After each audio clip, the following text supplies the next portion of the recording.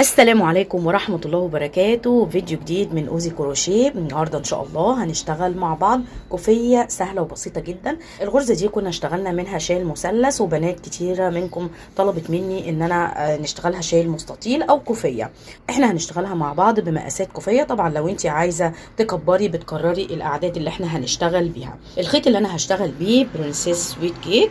الخيط ده اشتغلنا بيه من الشتاء اللي فات مشاريع كتيرة جدا، شيلان وكوفيات. الخيط ليه مميزات كتيرة كنا اتكلمنا عنها في فيديو بالتفصيل، هحط لكم اللينك لو انتوا حابين ان انتوا ترجعوا وتعرفوا مميزات الخيط اللي احنا هنشتغل بيه. الشلة دي 200 جرام، انا جايباها ب 42 جنيه. رقم الخيط 5569. البنات اللي حابين يشتغلوا بنفس الدرجة.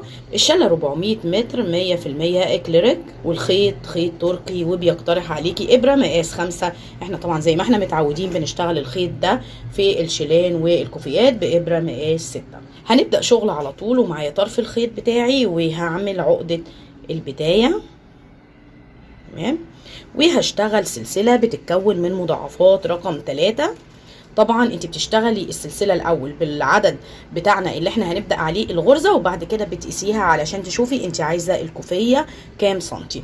السلسله بتاعتنا هتتكون من مضاعفات رقم 3 او رقم بيقبل القسم على 3 زائد سلسلتين في النهايه بعد ما تعدي العدد بتاعك. اشتغلت سلسله بتتكون من مضاعفات رقم 3، ولازم وانت بتاخدي المقاس تراعي ان احنا لسه هناخد الارتفاع من السلسله اللي احنا اشتغلناها. يعني وانت بتقيسي على المازوره تقيسي المقاس، وبعد كده تعملي حساب ان في 3 سلاسل ارتفاع. بعد العدد اللي بيقبل القسم على 3 او مضاعفات رقم 3 بناخد فوق العدد الكلي 2 سلسله. تمام، بعد كده بنعد سلسله التانية التالتة، وبنيجي على رابع سلسله بنلف الخيط، وبنيجي هنا وبنشتغل في السلسله رقم 4 بنشتغل عمود بلفه. تمام، وبعد كده بناخد سلسله وبنرجع تاني في نفس السلسله بنشتغل عمود بلفه كمان. احنا كده اشتغلنا غرزه في. تمام، اهو الارتفاع وغرزه في. وزي ما احنا عارفين الغرزه بتاعتنا بتتكون من تكرار 3 سطور. سطر بغرزه العمود بلفه، السطر اللي بعده بغرزه الفي، والسطر الثالث بغرزه البف. طبعا انت ممكن تبداي باي غرزه منهم، يعني ممكن الكوفيه تبدايها بغرزه العمود بلفه او الفي او البف. انا بفضل ان انا ابداها بغرزه الفي علشان لما اجي اركب الشراشيب يكون في فراغات واسعه اعرف اركب الشراشيب وما تكونش الكوفيه شاده من تحت. لو انت مش هتركبي شراشيب وهتسيبيها من غير شراشيب او هتقفليها انفينيتي، يفضل ان انت تبداي بغرزه العمود بلفه بنفس الطريقه بالظبط، بس بدل غرزه الفي هتشتغلي في كل سلسله عمود بلفه. انا هبدا بغرزه الفي لان انا هركب شراشيب للكوفيه. تمام، بعد ما اشتغلت غرزه الفي اللي هي عمود سلسله عمود في نفس الغرزه هلف الخيط وهاجي وهفوت 2 سلسله، وهاجي على السلسله رقم 3 هشتغل غرزه في كمان اللي هي عمود، وسلسله في النص، وفي نفس المكان هرجع هشتغل عمود كمان. تمام، بصوا اهي شايفين هلف الخيط هفوت بعد الغرزه اللي انا اشتغلت فيها هفوت غرزه التانية، وهاجي على الغرزه رقم 3 وهشتغل فيها غرزه في اللي بتتكون من عمود. اهو دايما اول سطر بيكون يعني بتشتغليه بحذر شويه عشان احنا بنشتغل في السلسله، وبعدين سلسله وفي نفس المكان هرجع وهشتغل عمود كمان. تمام، هنلف الخيط بعد الغرزه اللي اشتغلنا فيها هفوت سلسله التانية وهاجي على تالت سلسله وهشتغل اهو. ندخل في الحلقه اللي فوق، ممكن تشتغلي كمان في ظهر السلسله مفيش اي مشكله. عمود وسلسله وفي نفس المكان هرجع وهشتغل عمود كمان. بصوا ده شكلها. تمام، انا هكمل شغل على بقيه السلسله بنفس الطريقه. هفوت غرزتين وهاجي في الثالثه هشتغل غرزه في بتتكون من عمود سلسله عمود، وهكذا لحد نهايه السلسله. انا هكمل شغل لحد النهايه وارجع لكم علشان نقفل السطر مع بعض ونبدا السطر التاني سوا. واشتغلت على السلسله كلها بغرزه الفي. شكلها بقى كده، ده شكل الغرزه. تمام، وصلت لاخر غرزه في واتبقى في النهايه سلسله واحده بس. كده العدد مظبوط معايا، لان اخر سلسله هنشتغل فيها جنب غرزه الفي هنشتغل فيها عمود بلفه. تمام، عمود بلفة، لان بداية السطر كانت ارتفاع 3 سلاسل، فلازم نهايته تكون زي البداية بتاعته، يعني عمود بلفة في النهاية. بعد كده هاخد 3 سلاسل ارتفاع، ودي بداية كل السطور اللي هنشتغلها بعد كده. وهنشتغل السطر التاني بغرزة الباف. بعد الارتفاع هنلف الخيط وهنيجي جوه الفراغ ده، هندخل جواه وهنسحب الخيط وهنريحه بالشكل ده. هنلف كمان مرة، ندخل في نفس المكان، نسحب الخيط كمان مرة ونريحه. هنلف كمان مرة وهنسحب الخيط لتالت مرة، والمرة الرابعة هنسحب الخيط ونريحه. كده معايا 4 لفات. لو انت عايزة طبعا تخلي الغرزة اكبر من كده بتسحبي لفة كمان، ولو انت عايزاها اصغر بتخليهم 3 لفات بس. تمام، انا معايا كده 4 لفات. بطلع من الحلقات اللي على الابرة كلها، وكمان السلسلة اللي على الابرة كلهم اهم، شايفين كده بالشكل ده. وبعد كده باخد 2 سلسلة. بصوا ده شكل الغرزة بتاعتي. بعد ال2 سلسلة بلف الخيط مرة كمان، بدخل جوه غرزة الفي اللي بعد كده، اللي هي تاني غرزة في الفراغ ده، وبدخل جواه كده، بسحب الخيط واريحه. ادي اول مرة بلف، بسحب الخيط للمرة التانية، بلف مرة كمان اهي، دي المرة التالتة، وبلف، ودي المرة الرابعة. معايا كل الحلقات على الابرة بالشكل ده. بطلع من الحلقات اللي على الابرة كلها بما فيهم الحلقة اللي على الابرة اللي هي بعد ال2 سلسلة كده. تمام، وبعد كده باخد سلسلة التانية. بصوا اهي، شايفين كمان مرة بلف الخيط، باجي على غرزة الفي اللي بعد كده او الفراغ ده. غرزة الفي اللي هي على شكل 7 دي، باجي في النص هنا كده، بدخل وبسحب الخيط بريحه. كمان مرة بريح الخيط كده على الابرة، مرة التالتة، مرة الرابعة.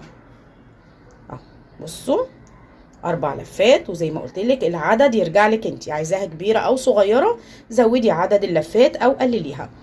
هنطلع من اللفات اللي على الابرة كلها وهناخد سلسلة التانية. بصوا بالشكل بقى كده. هكمل السطر كله بنفس الطريقة، وهاجي في كل غرزة في في النص كده، وهشتغل غرزة باف، هشتغل لحد نهاية السطر، وهرجع لكم عشان نقفل السطر ونشتغل السطر التالت سوا. وصلت كده لنهاية سطر الباف، واشتغلت اخر غرزة واخدت بعديها سلسلة واحدة. كل الغرز اللي في بقية السطر كلها اخدت بعدها 2 سلسلة، اخر غرزة بس اللي باخد بعدها سلسلة واحدة. وبعد كده بيقابلني الارتفاع ال3 سلاسل، بلف الخيط وباجي في السلسلة رقم 3 وبشتغل غرزة عمود بلفة. طالما بدأت السطر بارتفاع 3 سلاسل بنهي السطر بعمود بلفة عشان الحرف بتاع الكوفية يكون طالع متساوي معايا. بعد كده هنبدأ السطر الثالث، هناخد ارتفاع 3 سلاسل وهنلف الشغل. السطر الثالث هيكون كله بغرزة العمود بلفة. زي ما قلنا الكوفية دي بتتكون من تكرار 3 سطور. بعد الارتفاع 3 سلاسل هلف الخيط اهو كده، وهاجي فوق اول غرزة، هتخطى طبعا السلسلة اللي في النص دي، هاجي فوق اول غرزة بف هتقابلني فوقيها بالظبط، وهشتغل غرزة عمود بلفة اهو. بعد كده الفراغ اللي هيقابلني اللي بتكونه ال2 سلسلة ده، هاجي فيه وهشتغل 2 عمود في نفس الفراغ جنب بعض كده. بعد كده هلف الخيط، غرزة البف هتقابلني بعد كده فوقيها بالظبط، هشتغل غرزة عمود بلفة فوق غرزة البف على طول. بعد كده الفراغ اللي بتكونه ال2 سلسلة هلف الخيط، هدخل جواه اهو وهشتغل 2 عمود بلفة، وغرزة الباف هتقابلني، هلف الخيط، هاجي فوق غرزة الباف بالظبط وهشتغل عمود بلفة. تمام، وهكمل السطر كله بنفس الطريقة دي، كله غرزة العمود بلفة، فوق غرزة الباف غرزة، وفي الفراغ اللي بتكونه ال2 سلسلة عمودين. وصلت كده لنهاية سطر العمود بلفة، الشكل زي ما انتوا شايفين كده. واشتغلت فوق اخر غرزة باف قابلتني، اشتغلت فوقيها عمود بلفة. بعد كده هيقابلني الارتفاع، هلف الخيط وهاجي في السلسلة رقم 3 كده، وهدخل فيها، بس تدخلي تحت حلقتين عشان المكان ما يكونش واسع، وهتشتغلي غرزة عمود بلفة. كده بداية كل سطور بتاعتي ارتفاع 3 سلاسل، ونهاية كل سطور غرزة عمود بلفة. بعد كده هناخد ارتفاع 3 سلاسل ونبدأ السطر الجديد، والسطر الجديد هيكون تكرار للسطر الاول. زي ما قلت لكم الغرزة بتاعتنا بتتكون من تكرار 3 سطور، غرزة في وغرزة باف وغرزة عمود بلفة. هنرجع بقى نكرر، هنشتغل غرزة الفي تاني، وبعدين غرزة الباف وغرزة العمود بلفة بنفس الطريقة. ارتفاع 3 سلاسل هنلف القطعه بتاعتنا وهنلف الخيط على الابره. المكان اللي انا طالعه منه بالارتفاع مش هشتغل فيه لان انا بحسبه عمود بلفه، هلفه وهاجي على الغرزه الثانيه وهشتغل فيها غرزه في بتتكون من عمود سلسله عمود في نفس الغرزه بنفس الطريقه اللي اشتغلنا بيها السطر الاول. بعد كده هعد غرزه الثانيه الثالثه، هلف الخيط وهشتغل غرزه في جديده عمود وسلسله وعمود في نفس المكان. ده السطر رقم 4 وبيكون تكرار للسطر رقم 1. بعد كده السطر رقم 5 هيكون تكرار لسطر الباف. بعد كده السطر رقم 6 هيكون تكرار لغرزه العمود بلفه، وهفضل اكرر الثلاث سطور دول لحد ما اوصل لنهايه الكوفيه. انا هشتغل سطر الفي وهشتغل فوقيه سطر باف وسطر عواميد وهكذا، وهنرجع نشوف الشكل وصل لايه. وكررت السطور بتاعتي والشكل وصل لكده زي ما انتم شايفين. الثلاث سطور اللي اشتغلتهم في الاول كررتهم اكتر من مره. ده الشكل بقى كده، وده توزيع الالوان. لسه بس في الالوان بتاعتي في لون تاني اهو اللي هو اللون الفاتح ده لسه ما وصلتلوش. انا هكمل لحد ما اوصل للطول المناسب للكوفيه. الطول المناسب للكوفيه بيبدا من 1.5 متر للسن الكبير لحد 2 متر، ولو انت عايزه تزودي عن كده طبعا حسب الخيط اللي معاكي. انا هشتغل وهوصل الكوفيه للطول المناسب وهرجع لكم عشان نشتغل الخطوه اللي جايه مع بعض. وصلت طول الكوفيه ل 2 متر و10 سنتي. الطول ده كويس جدا اهو. ده شكل الغرزه ودي الالوان اللي موجوده في الخيط اهو. تمام بصوا اهو. تمام ده شكل الكوفيه. خلاص هي خلصت على كده. خطوه واحده بس هنعملها مع بعض وهي تركيب الشراشيب. لو انت عايزه الكوفيه تقفليها على كده وتتلبس بالشكل ده مفيش اي مشكله، الاطراف بتاعتها متساويه خط مستقيم اهي. لو انت عايزه تقفليها انفينيتي مفيش اي مشكله بمنزلقه او بابره التنظيف، وهتقفليها من هنا وهتتلف مرتين على الرقبه لان طولها كويس. تمام. انا اتبقى معايا خيط من الخيط اللي انا كنت شغاله بيه اهو. انا كان معايا 300 جرام، كان معايا شله 200 جرام وباقي شله تانية في حدود 100 جرام، يعني الكوفيه بالشراشيب وصلت لتقريبا 300 جرام. تمام. انا قصيت الشراشيب كلها طول واحد بالشكل اللي انتوا شايفينه ده. بتعدي طبعا عدد الاماكن اللي انت هتركبي فيها الشراشيب وبتقصي الخيط على الاساس ده. بتشوفي هتركبي في كل مكان كام فتله وبتقصي العدد عشان الخيط ما يهدرش معاكي وتقصي بزياده. تمام. معايا ابره مقاس كبير عشان اسحب بيها الخيط، ممكن ان انت تسحبيه بايديكي. انا هوزع الالوان، يعني انا هركب في كل مكان 8 فتل تقريبا 4. هاخد من كل الالوان اهو 6 وادي 8. تمام اهو معايا 8 فتل. انا بحب الشراشيب كثيفه شويه اهو، بنتنيها نصين كده. تمام اهي. بنيجي على المكان اللي احنا هنركب فيه الشراشيب اهو، بنيجي من ظهر الكوفيه بالشكل ده، بندخل كده بنسحب الخيط من على ايدي، بنعديه في الجنب التاني، واي خيوط معاكي ما نضفتيهاش او هتحتاجي ان انت تنضفيها خديها مع الشراشيب اهي، زي الخيط ده كده مثلا اهو.